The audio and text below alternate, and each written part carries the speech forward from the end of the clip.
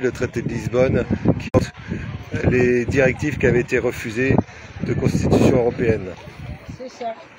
Donc on va expliquer quand même qu'avant il y a eu deux référendums, en 1972 et en 1992. Donc le premier traité de Bruxelles, ça s'appelait, le traité d'adhésion. Et il a été signé le 22 janvier 72 exactement, où là il y a eu oui. Et il est rentré en vigueur le 1er janvier 1973. Notification par 9 États à l'époque, 9 États européens. Ensuite, il y a eu le traité de Maastricht en 92. Et Pour les plus anciens se rappellent, ouais. Voilà. Il a été signé le 7 février 92 et mis en vigueur le 1er novembre 93. Voilà. Donc à l'époque, il y avait déjà eu un débat entre les souverainistes et puis les personnes qui étaient pro-européennes. Et ça s'était joué à pas grand-chose, mais il y avait... voilà, c'est le oui qui l'avait emporté. Peut-être aussi que les gens n'avaient pas forcément conscience de ce que ça impliquait, de donner de telles responsabilités à la Commission européenne. C'est clair. Et il y a eu aussi le traité de Rome, on en parlait tout à l'heure. Donc lui, oui. C'est un des premiers, je pense. Le 27 mars 57, il oui. a été signé. Il est entré en vigueur au 1er janvier 58. Et en fin de compte, c'est le traité de la Communauté économique européenne, le fameux CEE. Voilà. Et il a été traité après Maastricht en 93. Et là, on revient, il a duré jusqu'à Maastricht. On revient au traité de Maastricht. Donc c'est vraiment le traité de Rome, c'est un des traités fondateurs. Alors hormis le fait que la notion de communauté européenne, elle a commencé à la fin de la guerre avec Jean Monnet et puis Robert Schuman qui ont mis en place des traités collaboratifs européens au départ économiques du charbon, sur l'acier, sur des choses comme ça. Donc ça a commencé comme ça. Il faut savoir que ces personnes-là venaient des États-Unis, ont passé une partie de la guerre 39-45 aux États-Unis et en fait ont déployé la volonté des États-Unis qui voulaient avoir la mainmise sur l'Europe en déployant ce traité. À l'époque, les États-Unis, Eisenhower en tête, auraient voulu qu'à la fin de la guerre, la France devienne un État administré par les États-Unis. Voilà. Et grâce à De Gaulle et au soutien qu'il avait eu avec les résistants et notamment avec le travail de Jean Moulin, il a pu montrer qu'il avait du monde et des gens qui voulaient le peuple souverain derrière lui, et ce qui a fait qu'il a pu reprendre la main et que ça ne soit pas déployé. Mais comme ça s'est pas passé comme par la voie officielle, ils ont pris une voie détournée avec la construction européenne. Voilà, donc on a eu le traité de Maastricht, donc pour revenir. Il a été décidé en 92, 93 signé, je l'ai dit. Ensuite, il y a une notification en 97, traité modificatif, ils ont appelé ça. Ça a été fait à Amsterdam, et mis en vigueur en 99, 1er mai. Il y a le traité de Nice, et ces deux-là, ils sont passés, 26 février 2001. Et là, c'est un amendement au traité existant entré en vigueur en 2003. 15 États membres. Et après, le fameux traité de Lisbonne, dont tu parlais tout à l'heure, signé le 13 décembre 2007 et mis en vigueur le 1er décembre 2009. 27 pays membres. On voit tout doucement les pays. Voilà. Avec des niveaux de développement économique, des salaires très différents, des coûts du travail très différents, ce qui provoque des distorsions, des délocalisations à l'intérieur de l'Europe. Ça, c'est un problème. Oui, donc en fait, ce que tu veux dire, c'est qu'ils ont organisé une compétition interne en intégrant des pays avec des bas coûts de production. Exactement. Pour pouvoir délocaliser dans ces pays-là.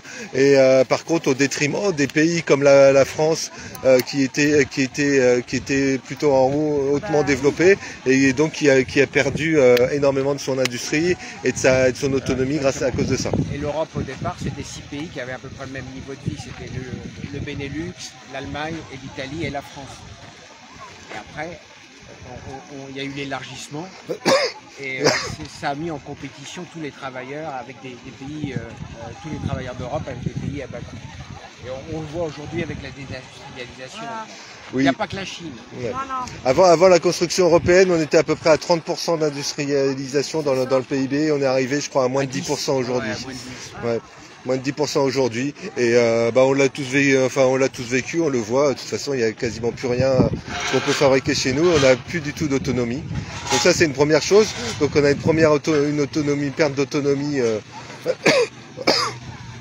au niveau de ce qu'on est capable de fabriquer et de fournir. Et il y a aussi la perte d'autonomie sur les choix politiques, où la Commission européenne, où ce sont des gens qui sont non élus, mais qui prennent des décisions. On peut donner des exemples. C'est le Conseil de l'Europe, c'est le Conseil européen qui théoriquement prend les décisions, c'est-à-dire les chefs d'État et de gouvernement. Mais ceci dit, c'est la Commission qui aiguille, qui prépare tout. Et ils ont un rôle, ce sont des fonctionnaires non élus, désignés par des autorités gouvernementales, mais une fois qu'ils sont élus, ils sont indépendants. Et ils décident, c'est eux qui aiguillent les décisions des gouvernements. Et donc il y a un problème démocratique évident. Ça, il y en a beaucoup qui dénoncent. Sachant qu'ils gagnent bien, hein, je pense. Voilà. Et puis c'est des hauts fonctionnaires aussi qui sont déconnectés. Ils sont à Bruxelles, dans l'entre-soi. Ils sont déconnectés de la vie réelle. C'est donc le même problème qu'on a en France avec nos hauts fonctionnaires. C'est ça. Il faut savoir qu'à Bruxelles, on est allé, hein, Salva, l'année dernière, Ouais. en septembre, ils ont déjà mis le drapeau ukrainien. Voilà. Oui, donc ils sont très, voilà. Ils ont déjà décidé pour nous aussi, là, hein, je crois. Là, on voit que c'est eux qui ont pris les décisions, par exemple, pour les vaccins, par exemple. C'est eux qui ont pris les décisions pour subventionner la guerre en Ukraine, pour fournir des armes. Donc on voit toutes ces choses-là. Ils n'ont aucune compétence en la matière. En matière de santé, ils n'avaient aucune compétence. C'est Macron qui a voulu que l'Europe, il veut être plus européen que les Européens à ce moment-là. Il va être le président. Exactement, il va être le président de la Commission, c'est son grand rêve. Donc il fait de la surenchère. Et donc il n'a aucune compétence en matière de vaccins, en matière militaire quasiment aucune. Donc, et on voit que leur pouvoir s'élargit de plus en plus. C'est le chef des armées malgré tout. Oui, mais en France. Ah oui, ça rassure pas quand même. Hein. Ça rassure. Ouais. Et donc il y a dans le discours de Macron, c'est quelque chose à noter, c'est qu'il parle lui par contre de souveraineté européenne. Voilà. C'est-à-dire que pour lui la France n'existe pas.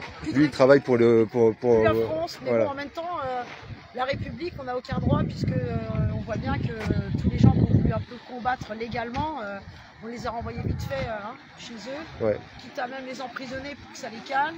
Donc bon, la République pour moi elle n'existe voilà. plus, il n'y en aura pas une sixième parce que ça va être pire en pire. Moi, je suis pour en revenir à ce que tu disais, la souveraineté du peuple. Voilà. Et donc, ce qu'on voit par rapport à ce que tu disais tout à l'heure, à partir du traité de Rome, il y a eu des dispositions qui ont été prises pour dire que les lois européennes prévalaient sur les lois nationales. Ouais, et voilà. ça c'est quelque chose qui, pour nous, est inacceptable. On ne doit pas avoir un État supranational avec des gens qui ne sont pas élus, qui prennent des décisions qui ne soient pas le fruit de débats et d'élections au sein de représentants, si tant est que ce sont des représentants du peuple, mais ne serait-ce que ça, c'est encore pire que déjà d'avoir des représentants qui, une fois élus, ne représentent pas le peuple. Là, il n'y a même pas de représentants. Là, c'est des décisions qui sont prises de façon unilatérale. Et on le voit avec la réforme des retraites. Hein, on a nos amis syndicats qui pleurent sur la réforme des retraites, mais bizarrement ils ne parlent jamais que c'est le fruit de grandes orientations de la politique européenne. La réforme du chômage c'est pareil, la réforme de la sécurité sociale c'est pareil. Tout ça c'est dicté par l'Europe. Donc les amis, tout ce qu'on subit, tout ce qui structure aujourd'hui les grands soi-disant grandes réformes, mais qui sont pour nous des pertes des pertes de droits, des pertes de liberté et des pertes d'avantages, sont issus de la communauté européenne qui est ultra libérale et qui n'est plus du tout sur le bien commun, qui est juste sur le néolibéralisme et le fait que ça soit voilà les concurrences libres et non faussées, et surtout voilà les actionnaires, le plus possible pour les actionnaires et le moins possible pour le peuple. C'est ça. Alors ceci dit, c'est un peu facile de se défausser sur l'Union européenne aussi, parce qu'on peut dire non à l'Europe. La France pourrait dire non. Bien sûr. Elle pourrait dire non. On a dit non. le général de Gaulle avait pratiqué la politique de la chaise vide. Oui, on a vu ça tout à l'heure. Et donc, lui, il avait dit non pour la politique agricole commune. C'est ça. Et bah, on attend la politique de la chaise vide. Dire, bah là, non. Voilà. Voilà, non. Je peux vous dire que si la France ne vient pas, il n'y a plus d'Europe. Oui, oui. Et c'est là où on en vient. C'est là on en vient peut-être à la conclusion et au comment dire et au plus important. Est-ce que la République telle qu'elle est aujourd'hui, elle est capable de faire face à ça? Et est-ce que la République telle qu'elle est structurée aujourd'hui nous structure et va dans notre sens? Parce que ça ferme. Voilà. Et elle a les moyens de faire assurer ce pourquoi elle existe, c'est-à-dire la gouvernance du peuple par le peuple pour le peuple. Où en est la République par rapport à ça? Écoute, on a une République représentative. Qu'est-ce que ça donne? On a un taux d'abstention énorme. On a des votes blancs énormes, des votes non exprimés énormes. Des gens même pas inscrits aussi. Et des gens non inscrits. Donc il y a plus de 50% des gens, même à l'élection présidentielle, qui ne votent pas. Voilà. Ouais. Il est plus légitime en fin de compte. Et qu'est-ce que vous pensez des pseudo-représentants qui, une fois qu'on ont leur mandat, ne veulent plus écouter le peuple et n'en ont rien à foutre, et des pseudo-partis qui font du gamellage et qui sont là juste pour préserver leur intérêt et leur positionnement? Je te répondrai à 17 novembre 2018, où on s'est dit à partisans et syndicaux, parce qu'on a compris que ces gens-là, ils nous représentaient plus. Voilà, exactement. Voilà. Garder sa représentativité, je pense que c'est leur plus grand bonheur et souvenir, bah, c'est le summum. Ouais. C'est là-dessus qu'il faut en revenir, les amis, c'est là-dessus qu'il faut se recentrer. Le 17 novembre 2018, on a décidé, on a tous fait le constat qu'en fait, ces représentants n'en voulaient plus parce qu'ils nous trahissaient, parce qu'ils représentaient plus le peuple, et que c'est au peuple de reprendre sa représentativité. Bonsoir. Et que c'est au peuple de reprendre sa représentativité, et donc il faut qu'on en revienne sur ces basiques-là. Il faut qu'on en revienne sur ces basiques-là, à partisans, à syndical, et le pouvoir au peuple, par le peuple, pour le peuple. Voilà, c'est aux hommes de pouvoir d'écrire les règles du pouvoir. Voilà. Et de décider. Il faut remettre les pendules à l'heure. De décider pour tout, c'est au peuple de décider pour tout. Vas-y, arrête-toi. Donc voilà. Alors là, on explique un petit peu où on est là. On va monter, tiens, on monte un peu. Ah, c'est le jardin des Tuileries, les amis. On va raconter un peu d'histoire. C'est important l'histoire. Tu sais, on peut pas. Faut pas l'oublier. On peut pas. Si on veut connaître, si on veut faire de la prospective, il faut connaître l'histoire. On va reproduire les mêmes erreurs. Exactement. L'histoire nous apprend beaucoup. Et là, tu vois, c'était le palais des Tuileries. Alors c'est là où il y avait tous les rois, empereurs. Parce qu'il y a une autre partie qui était derrière. Et là, c'était un grand palais. Et les communards, parce qu'on les a attaqués, parce que les Versaillais les ont attaqués, ils ont brûlé le palais des Tuileries. Mais il était toujours, les murs étaient toujours présents. Et la République a décidé de raser. La République de Thiers. Alors, rappelons un petit peu. C'est l'un des plus beaux palais au monde, qui avait été refait à neuf par Napoléon III. Rappelons un petit peu que la commune de Paris, voilà. C'est un mouvement pacifique. C'était un mouvement à la base pacifique qui était sur le partage et le fait de trouver une souveraineté, et qu'elle a été réprimée par la République et avec l'aide de l'occupant prussien à l'époque.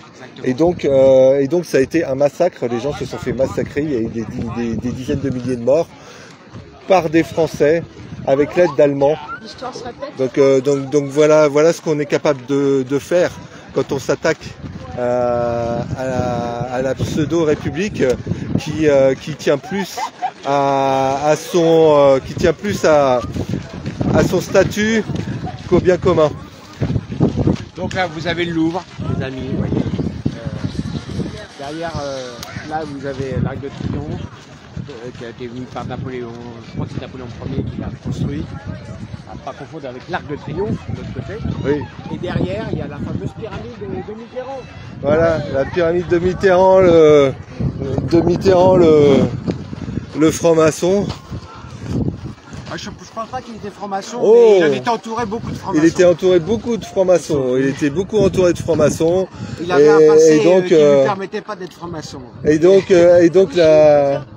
Oui, avec ses amis comme Monsieur Bousquet par exemple, et donc avec des petits symboles que tout le monde pourra appréhender.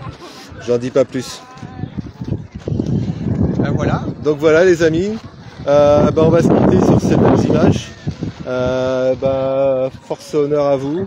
Et puis comme on le disait en conclusion, la seule force partisane, syndicale qui est capable de rassembler tout le monde et qui est sur le bien commun, ça reste les Gilets jaunes.